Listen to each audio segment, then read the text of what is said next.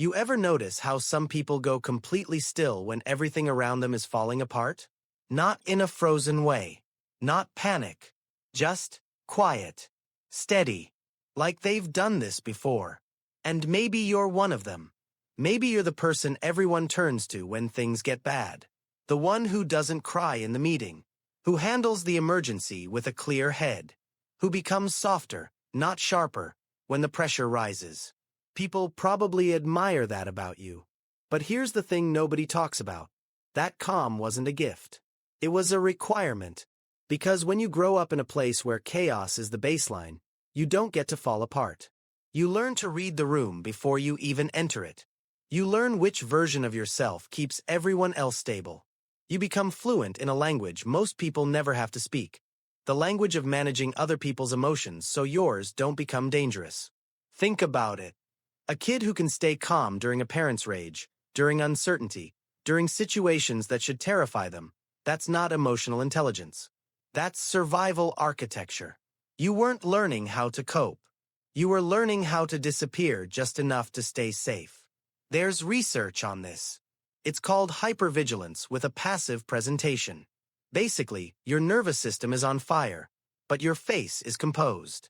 You look calm because calm was the only option that didn't make things worse. And after enough years, it stops being a choice. It becomes your factory setting. So now, as an adult, you don't fall apart during chaos because falling apart was never on the menu. But here's where it gets complicated. That skill, that ability to stay grounded when everyone else is spinning out, it makes you valuable. People rely on you. They say things like, "I don't know what I'd do without you," or "You're so strong." And part of you feels proud, needed, useful. But another part of you is exhausted. Because strength wasn't supposed to be a full-time job. You ever notice how you can handle everyone else's crisis, but the moment something small goes wrong in your own life, you feel like you might shatter? Like you've been holding up a ceiling for so long that the weight of a single feather might collapse you? That's not weakness. That's what happens when you've been strong for too long without anyone holding you. And in relationships, this plays out in strange ways. You end up with people who need you more than they see you. People who are drawn to your calm but don't ask why you have it. And you don't correct them, because part of you has learned that being needed is the closest thing to being loved. But you can't relax.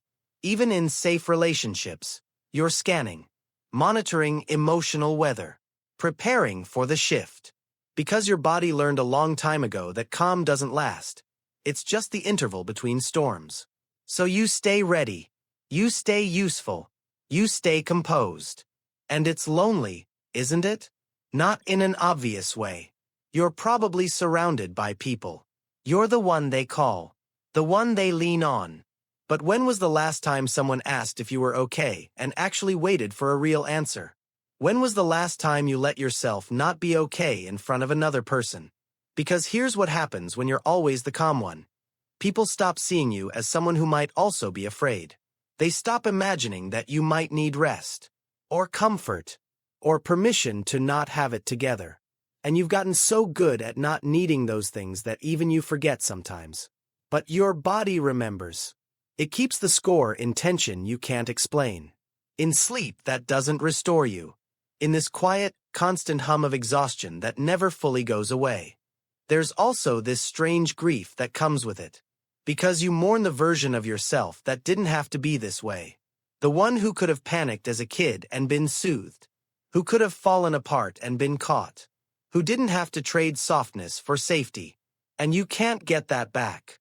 You can't unlearn what you know. But you can stop pretending that being calm during chaos makes you less human. You can stop wearing your composure like armor and start recognizing it for what it is. A response you learned because you had to. Not a virtue. Not a personality trait. A reflex. And maybe the real work isn't learning how to stay calm. Maybe it's learning how to let yourself fall apart in front of people who won't make you regret it. Because you were never supposed to carry all of this alone. What if the strength wasn't in staying composed, but in finally admitting that you're tired? If this landed somewhere true, I'd love to hear your thoughts below.